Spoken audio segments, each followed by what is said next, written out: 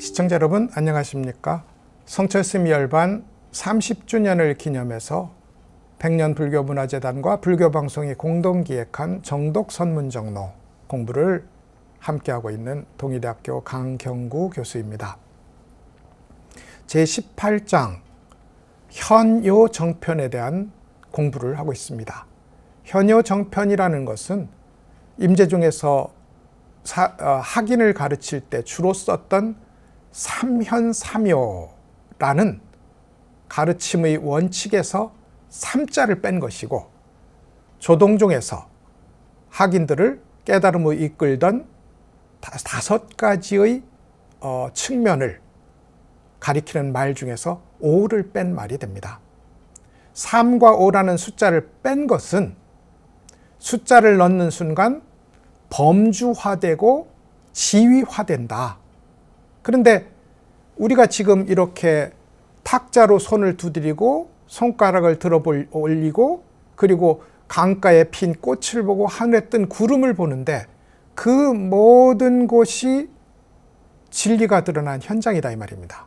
말하자면 진리는 만사만물을 통해 드러나 있고 만사만물은 진리를 담고 있다.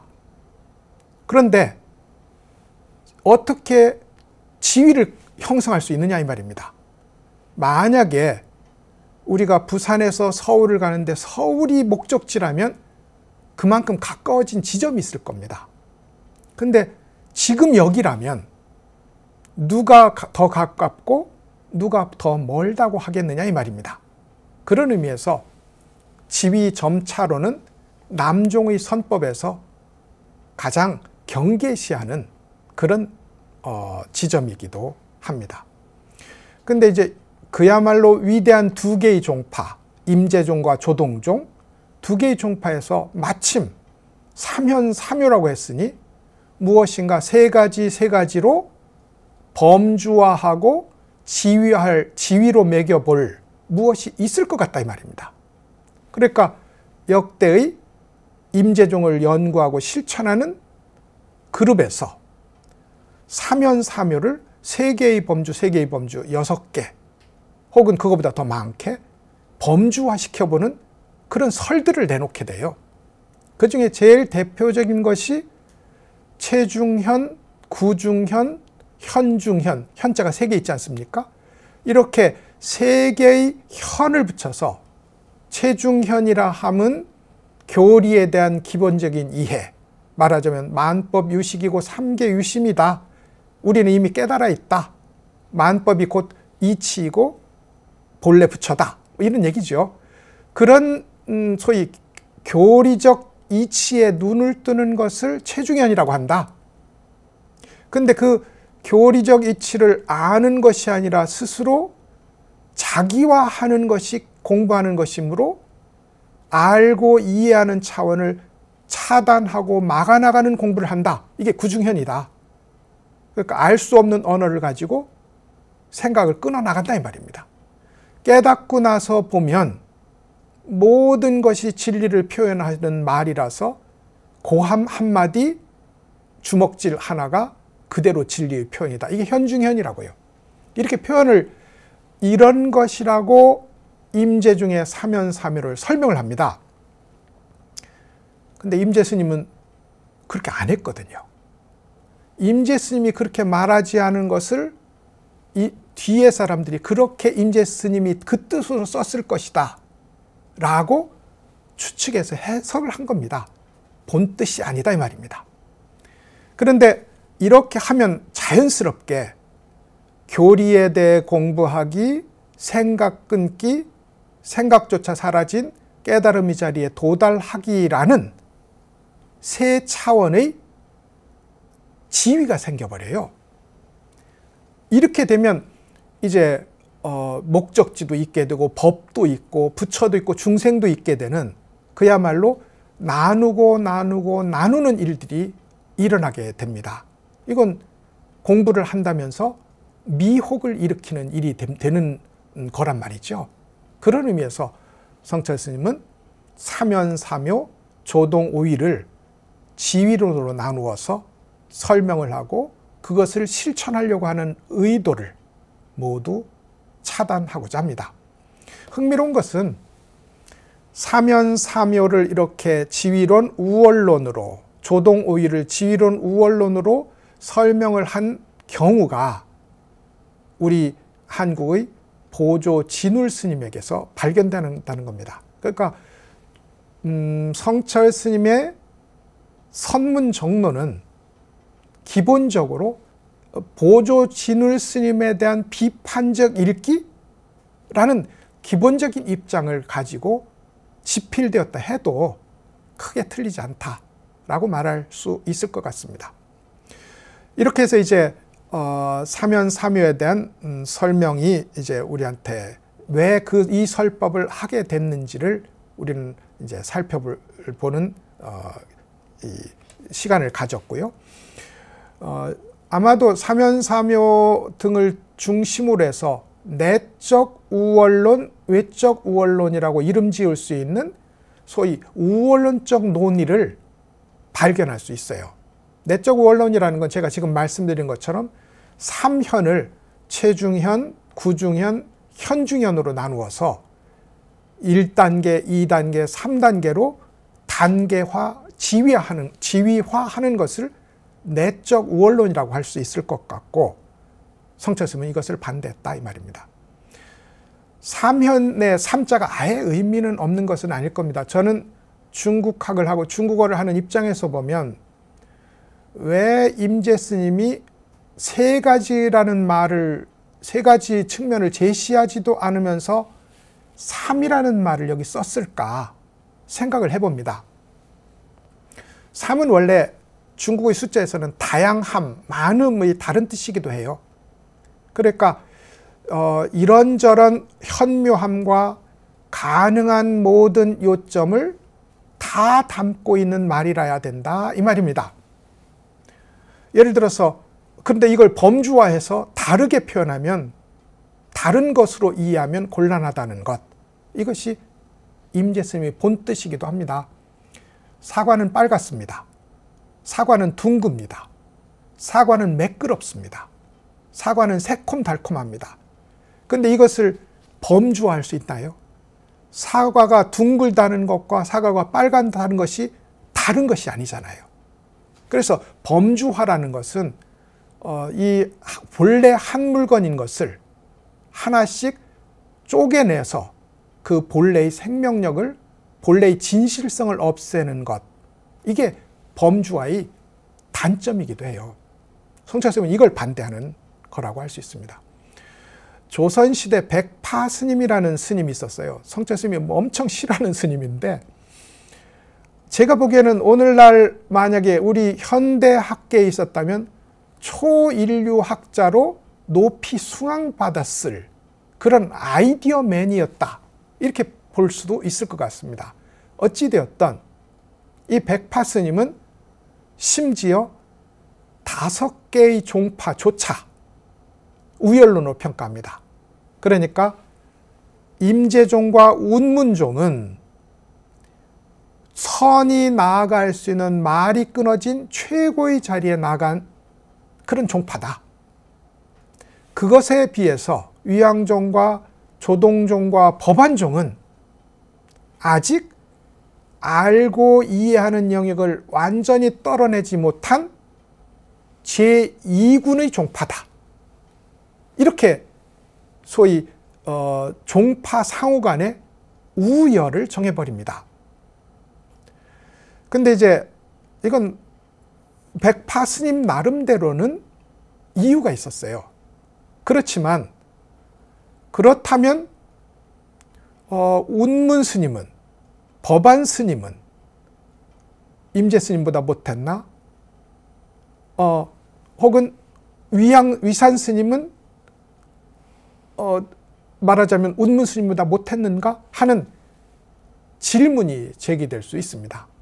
그러니까 성철 스님은 한결같이 위로는 석가모니 부처님으로부터 아래로는 역대 조사에 이르기까지 그 깨달음이 진정한 것이었다면 추호의 다름이 없는 것이다 하는 입장에서 전체 불교사를 이해하고 있습니다. 그러니까 다른 것도 아니고 남종에 속하는, 같은 집안에 속하는 5개의 종파가 우열이 매겨져 있다. 이것은 도저히 용납하기 어려운, 수용하기 어려운 그런 관점이었다. 이렇게 이제 성철스님 입장에서는 평가를 하고 있습니다. 지난 시간에 이제 5개의 종파에 대해서 두루두루 주마간산격으로 개관을 했으니까 오늘은 성철스님이 어떤 인용문을 가지고 주제를 어떻게 이끌어가는지를 살펴보는 시간을 갖도록 하겠습니다. 18-2번인데요. 쪽수로 보면 879쪽이 되고 서람 조흠 스님의 소위 이 5종에 대한 평가를 한번 들어보도록 하겠습니다. 인용부로는 18-1번이고 페이지는 879쪽입니다. 불자를 가지고 한 번 치고 말했다. 불자라는 것은 불교 고승들이 쓰는 먼지떨입니다. 그래서 털 불자를 쓰거든요. 부처 불자를 쓰지 않고요. 그래서 먼지털이라고 번역할 수도 있는데 이 먼지털이는 정말로 먼지도 털었어요. 왜냐하면 중국은 먼지가 황하에 그 먼지가 많지 않습니까? 황사가. 그래서 먼지도 털었고 벌레도 쫓았고 그리고 상징적으로 우리의 마음에 끼인 먼지도 털어냈어요. 그러니까 실용성과 상징성을 고루 갖춘 그런 불법의 도구가 불자였습니다. 불자를 가지고 한번 괴안을 치고 말했다 이 말입니다. 책상을 치고 말했다. 임재스님의 사면사묘다. 또 한 번 치고 말하였다. 조동종의 군신 5위다. 또 한 번 치고 말하였다. 하나의 화살로 3개의 관문을 타파하지만 화살 지난 길이 분명하다. 이건 나중에 설명드리겠습니다만은 운문종 얘기가 됩니다. 또 한 번 치고 말하였다. 3계가 오직 마음이고 만법이 오직 식이다. 3계 유심, 만법 유식이다. 이건 법안종의 표어에 해당합니다. 그리고 또 한 번 치고 말하였다. 외가닥실이 오면 꼰실이 간다. 어두움과 밝음이 서로 만난다. 우리가 실을 자을 때 이쪽에서 실을 매기면 저쪽에서 2가닥, 3가닥이 실이 꼬여지는 그런 실 잡는 기계가 있었어요. 그걸 외가닥실이 오면 꼰실이 간다 라고 표현했는데 스승과 제자 간의 상호 관계를 중시하는 위양종의 분위기가 그랬다는 겁니다. 그러니까 이 서람 조음 스님은 불자를 들고 5번 탁자를 치면서 이 불자를 치는 이 동일한 행위, 이것이 5개의 종파의 5종파의 다른 표현으로 얼마든지 표현될 수 있다. 그러니까 5종파의 표현은 달라 보이지만 궁극적으로 탁자를 치는 이 자리에서 드러나는 진리를 표현하는 일이면은 조금도 다름이 없다. 라는 것이 서람 조음 스님이 보여준 퍼포먼스였다. 이렇게 이제 말씀을 드릴 수 있을 것 같습니다. 임재 스님의 사면사묘. 모든 말에 현묘함이 있어야 된다는 말이죠.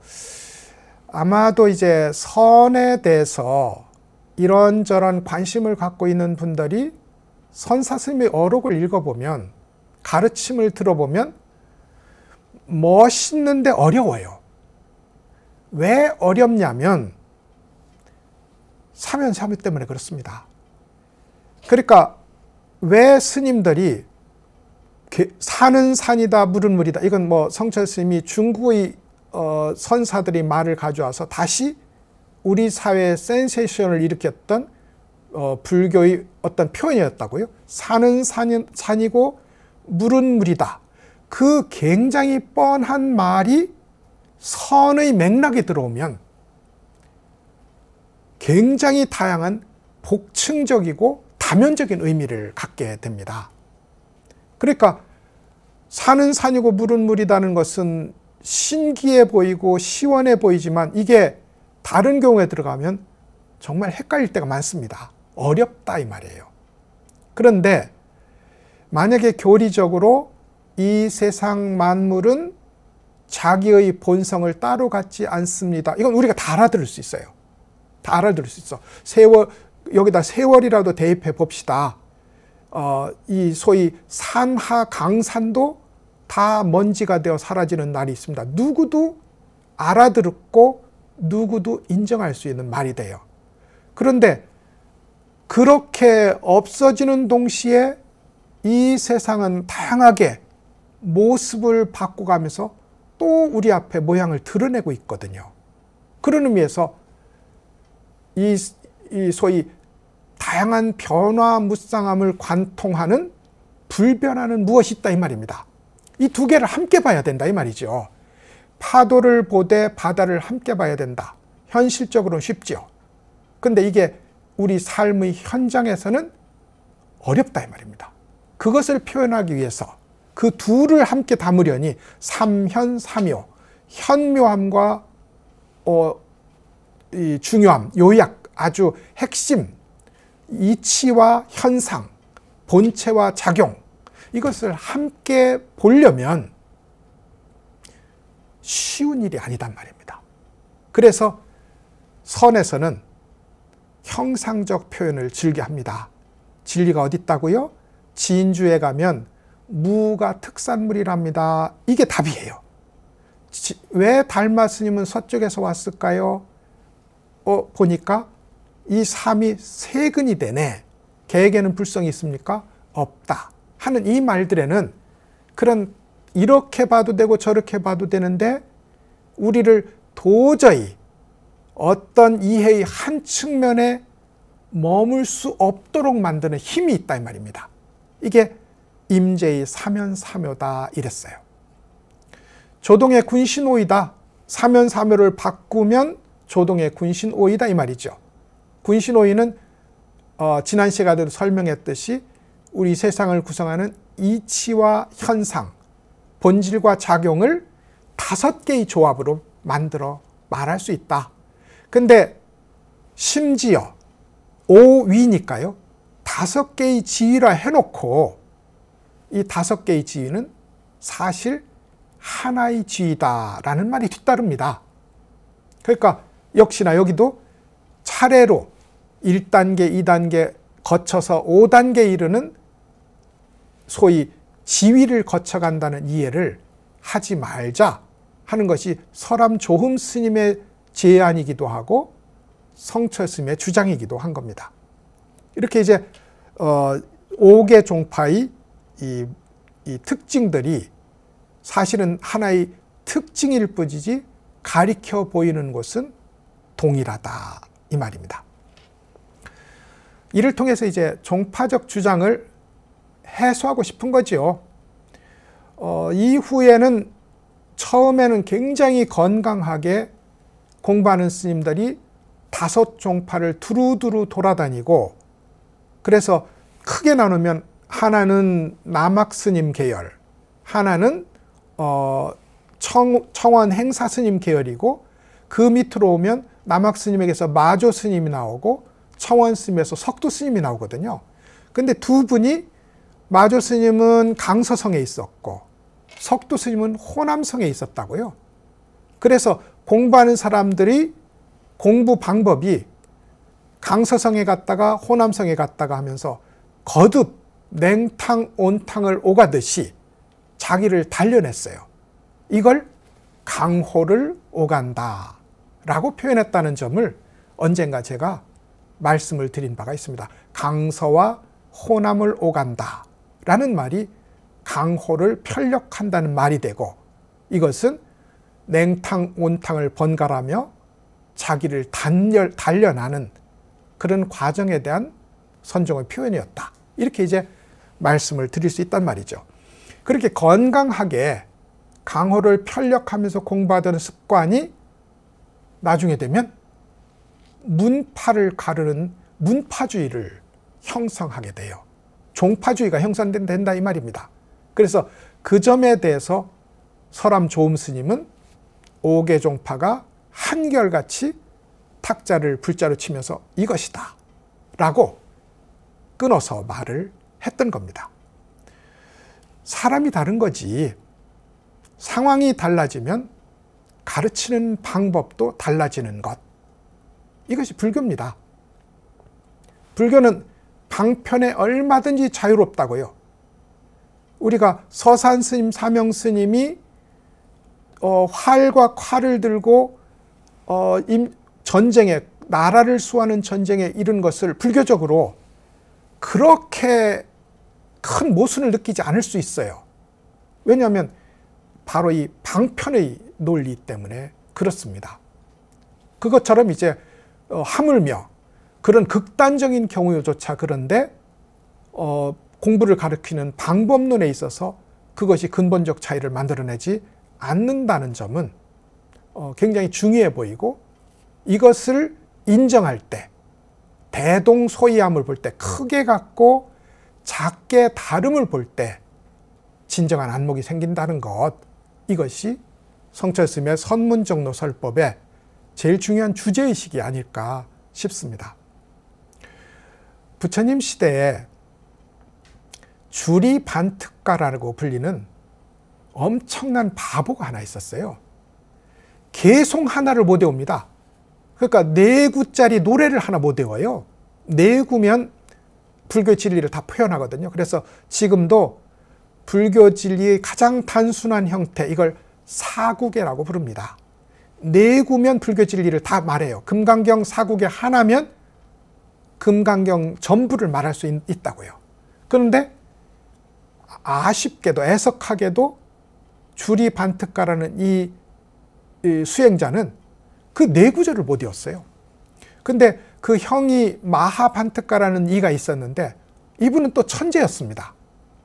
그래가지고 자기 동생을 아무리 봐도 안 되는 겁니다. 너 스님 못하겠다 라고 속가로 돌아갈 것을 권유하는 일이 일어납니다. 부처님이 그 일을 알고 주리반특가를 불러요.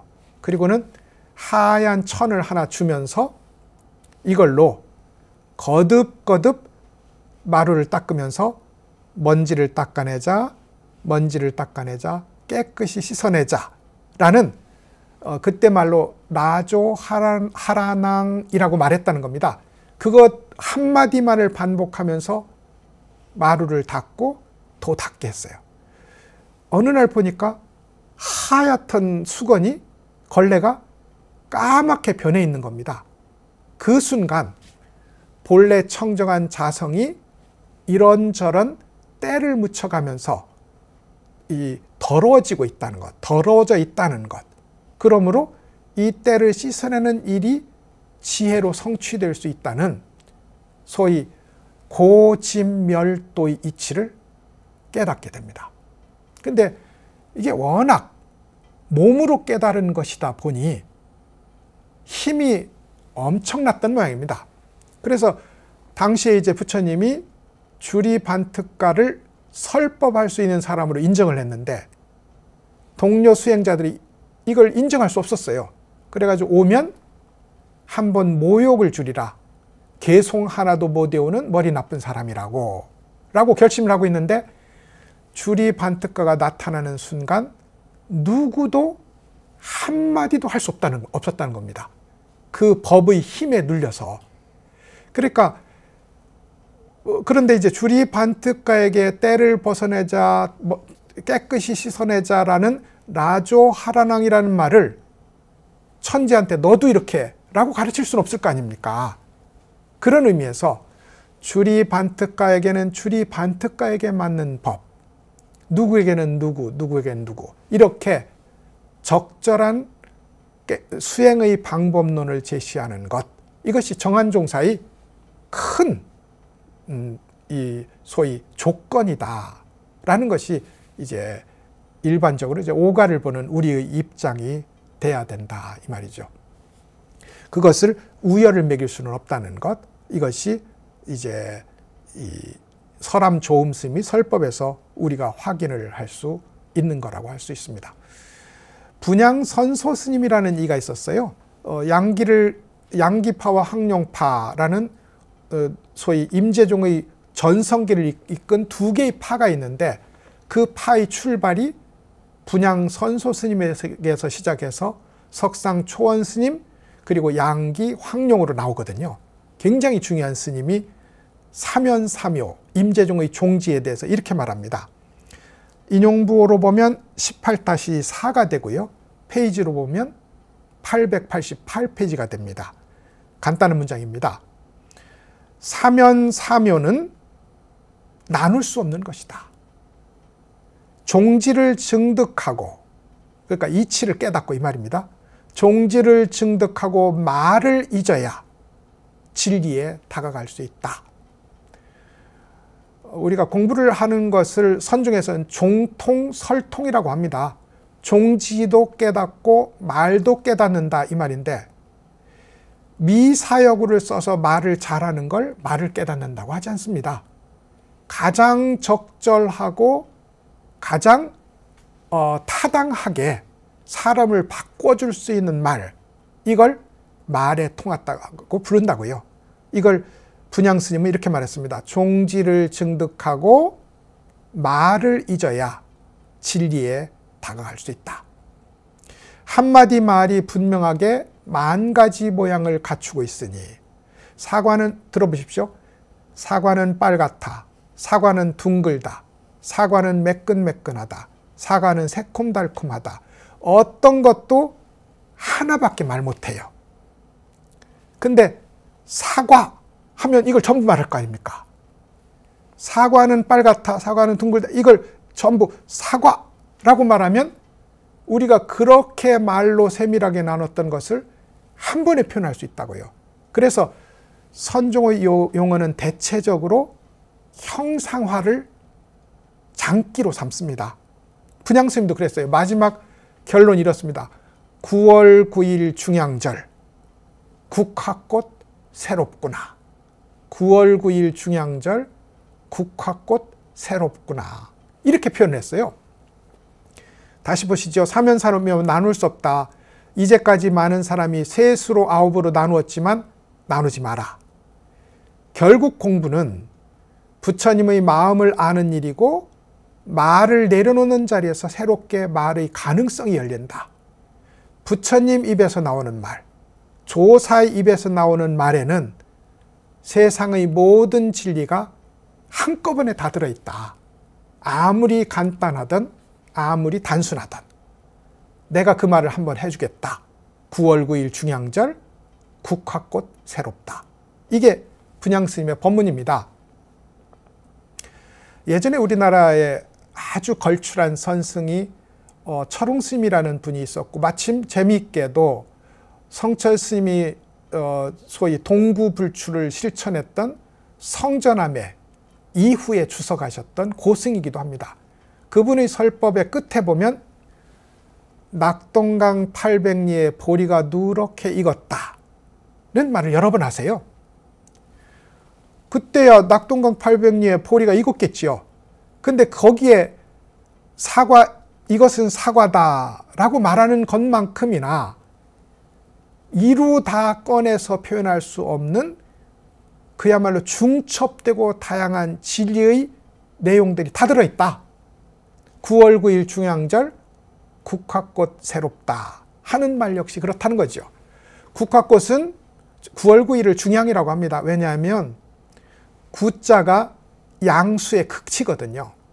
그게 9 두 번 중복되었으니 중양절이라고 부릅니다. 그리고 이제 이 시기에는 여러 가지 행사를 중국에서 하는데 그래 이제 국화를 가지고 술을 담아서 먹기도 하고 국화를 보기도 하는 그런 소위 풍습이 있었습니다. 9월 9일 국화꽃 새롭다 이 말이죠. 이 말 속에는 지금 있는 이대로의 현실을 보여주기도 하고, 당신들이 진리가 따로 있다고 하는 생각을 뒤집기도 하고, 그리고 도대체 그러면 진리가 어디 있다는 말이냐 하고 우리를 갈 길 모르게 막아버리는 차단의 작용도 있어요. 이게 9월 9일 국화꽃 새롭다는 말이 선종의 맥락에 들어오면 갖게 되는 힘이 됩니다. 이걸 이제 사면사묘를 갖추었다, 이렇게 평가를 하고 분양선소 스님 역시 그렇게 해서 표현을 합니다. 분양스님은 워낙 영향력이 강대했기 때문에 사면사묘 나눌 수 없다라는 이 선언을 해서 그 뒤로 어지간한 사람들은 사면사묘를 나누고 싶은데도 감히 나누지 못했다라는 표현이 있을 정도로 지금 이 한마디는 굉장히 강력한 그런 영향을 끼쳤다라고 말씀을 드릴 수가 있을 겁니다. 만약에 이 말을 9월 9일 중양절 국화꽃 새롭다는 말을 누가 그냥 했다면 그냥 단순한 경치 묘사가 될 겁니다. 그런데 도가 어디 있느냐라는 최고의 질문을 품고 있는 선종의 맥락으로 들어오면 이 문제는 적어도 3가지, 4가지의 복층적 의미를 갖게 된다. 그래, 맞다. 그대가 보고 있는 국화꽃이 바로 진리가 있는 곳이다. 이게 1번일 겁니다. 그대가 이제까지 별도의 자리에서 진리를 찾았지만 그 어디도 있지 않고 국화꽃에도 거기에만 있는 것은 아니다 하는 차단의 작용도 거기 있을 거라고요. 그러니까 이 질문을 한 사람이 알아들었으면 국화꽃뿐만 아니라 만사만물에서 새로움을 발견해 날 것이고, 알아듣지 못했다면 그 간절히 알고자 하는 마음으로 콱 막혀서 더 이상 머리로 장난을 치지 못하는 자리에 가게 될 거라고요. 이게 사면사묘의 힘입니다. 이것을 분양선소 스님이 이렇게 보였던 것이죠. 지난 시간에 이제 5종을 개관했으니 이제 오늘 시간은 성철 스님이 인용한 문장이 어떤 식으로 배치되어서 5종의 종파에 우열이 없고 그 교리의 주장하는 곳에 지위 점차가 없다는 점을 확인하는 중입니다. 분양선소 스님의 제자인 석상초원 스님 역시 임재종의 사면사묘에 대한 노래를 이렇게 얘기합니다. 바로 다음 페이지 889쪽이 되고 인용부호는 18-4가 됩니다. 짧아요. 사면사묘에 통달한 너희 수행자들에게 말하노니 몽둥이와 고함은 때에 맞게 써야 된다. 사면사묘쯤은 나도 이제 알겠다 한 사람도 있어요. 1800공안에 제시를 하면 곧 대답을 하는 수준이 있다 이 말입니다. 대스님 역시 무심을 체험하고 나서 옛 노래를 보면 바로 해석이 되고 너도 노래 한번 지어봐라 하면 그 자리에서 노래가 저절로 나오는 시기가 있었다고요. 그래도 거기가 궁구의 자리는 아닌 겁니다. 그래서 석상초원 스님도 이렇게 말한 겁니다. 사면사묘에 통달했다고 하는 너희 수행자들에게 말한다. 몽둥이와 고함은 때에 맞게 써야 된다. 어제 감노수이던 몽둥이가 오늘은 살인의 도구가 될 수 있다. 때에 맞지 않으면, 때에 맞으면 그야말로 무수한 칼질이 사람을 살리는 길이 되고, 때에 맞지 않으면 눈짓 하나도 수행의 생명을 갉아먹는, 끊어내는 독약이 될 수 있다. 이게 몽둥이와 고함은 때에 맞게 써야 된다 이 말이죠. 스스로 그 정확한 종지를 밝게 증득한다면 한밤중에 태양이 빛나리라. 한밤중에 태양이 빛난다는 말은 최후 궁극의 깨달음을 표현하는 선종의 관용어에 해당합니다. 한밤중에 태양이 빛나리라. 한밤중에 황금 까마귀가 하늘로 날아오르리라. 같은 말이거든요. 황금 까마귀가 태양이니까요. 한밤중에 태양이 빛나리라 이랬어요. 스스로 그 정확한 종지를 밝게 증득한다면 이것은 경전을 보고 이해하는 것이 아니라 스스로 체득해야 되는 문제다. 그러니까 삼계 유심이라고 해서 법안 스님에게 물었다는 거예요. 그러면 법안 스님의 스승이 이제 계침 스님이잖아요. 그러면 그대가 삼계 유심 만뼈 무식이라고 하는데 저 뜰에 있는 바위 덩어리는 그대의 마음 속에 있는가 마음 밖에 있는가 이렇게 물었다는 겁니다. 삼계 유심이니까 말이죠. 이 우주 법계를 마음이 하나로 형성하고 있으니 당연히 답은 마음 안에 있습니다 라고 했어요. 교리적으로는 틀린 게 없습니다. 왜냐하면 이게 전부 마음이니까요. 근데 스승이 웃으면서 말합니다. 그렇게 여러 곳에 다니며 공부를 하는데 저 무거운 돌을 어째서 마음에 담고 다니십니까? 이건 현실 문제거든요. 저 무거운 돌을 마음에 담고 다니십니까? 이건 극히 현실적인 질문이고 만약에 법안 스님에게 진짜 깨달음이 일어나지 않는다면 그건 진짜 짊어지고 다니는 게 된다는 겁니다. 그런 의미에서 경전의 공부는 머리에 담는 것이 아니라 스스로 종지를 밝게 증득할 때 경전 역시 살아난다. 그렇지 않고는 우리 속에 38선이 뚜렷한 겁니다. 경전은 경전, 나는 나. 이건 육아에서도 최고의 열악한 공부를 가리키는 말입니다. 서자서, 아자아. 책은 책이고 나는 나다 이 말입니다. 근데 실천을 최고로 치는 실학 중의 실학인 불교에서는 경전의 말을 기억해 놓고 나는 따로 있고 하면 그건 안 된다는 거죠. 그런 의미에서 종지를 밝게 증득한다면 사면사묘를 깨달아서 한밤중에 태양이 뜨는 체험을 하리라. 이렇게 이제 석상초원 스님이 노래를 했어요. 사면사묘에 대한 시를 6수를 썼어요. 스님이. 그래 놓고 총괄하는 노래, 한문은 도송이라고 부릅니다. 총괄하는 노래를 제시했는데 성철 스님은 6수로 쓰니 벌써 셋으로 나눈 거잖아요. 그러면 위험한 겁니다. 성철 스님 입장에서는. 그래서 6수는 슬그머니 감추고 총괄하는 노래 하나만 가져와서 사면사묘가 덕산이 썼던 방, 임재가 썼던 할과 조금도 차이가 없다. 그것을 상황에 맞게 적절하게 쓰는 것, 이것이 공부하는 사람의 입장이다. 이렇게 이제 설명을 한 것이 석상초원 스님의 개송이 됩니다. 그러니까 이렇게 이제 소위 언어의 다층적, 우리가 양가적이라고 표현할 수도 있고 모호성, 우리가 영어적 표현으로 하면 ambiguity라고 부르는 이 다의성은 언어의 활용에 있어서 굉장히 지양해야 될, 그러니까 막아야 될 잘못이기도 합니다. 물론 시에 있어서는 이 다의성을 가지고 시를 쓰기도 합니다만 그런 의미에서 선은 시를 쓰는 정신과 퍽 닮아 있다. 선사들이 그렇게 많이 시를 쓰고 노래를 했던 것도 그만한 이유가 있구나 라는 생각을 하게 되는 것이 한마디 말에 사면사모가 담겨야 된다는 이 말을 통해서 우리가 확인을 할 수 있습니다.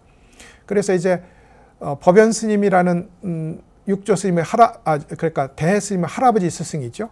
법연 스님에게 이제 한 스님이 물었어요. 뭐가 부처입니까? 가슴을 드러내고 발을 맨발 벗었다. 지금이라도 부처님 불상을 한번 보시지요. 가슴을 드러내고 맨발을 벗었어요. 그러니까 부처님에 대한 그대로인 표현인 것 같잖아요. 그러면 그건 1:1 대응 관계가 돼서 사면사묘가 안 된다고요. 그냥 저렇게 역사적으로 그럼 형상화된 부처님을 가리켜 보였구나 이 말밖에 안 된단 말입니다. 그런데 가슴을 드러내고 발에 아무것도 신지 않은 것은 우리 못 가진 사람들, 세상을 살아나가는 가장 천한 사람들이 모습이기도 했어요. 중국어 표현에서는. 그러니까 저 불당에 대웅전에 앉아있는 부처님 봐라, 가슴 드러나 있고 발 벗었네 라는 말과 동시에 오늘이라도 저 빈민가에 가서 보아라. 그들 모두 가슴 드러내고 발 헐벗었지만 한결같이 빛나는 부처님들이다. 이런 소위 양가적인, 이중적인, 이중 삼중의 의미가 드러나도록 선사들은 말을 썼다는 거예요. 그러니까 벌써 제가 이렇게 법연 스님의 말씀을 요 정도만 해석해도 문제가 되는 겁니다. 왜냐하면 이 말은 그것보다 훨씬 더 강력한 전체성과 차단성을 갖고 있어요. 우리로 하여금 생각을 딱 끊게 하고 있는 힘을 갖고 있다고요. 거기에 흠집을 내서 대웅전에 있는 부처님을 가리킨 것이고 빈민가에 살고 있는 불쌍한 사람들을 동시에 가리킨 것이다 하면 시원하게 이해돼서 좋을 것 같지만 살아있는 말의 생명을 뺏는 일이기도 합니다.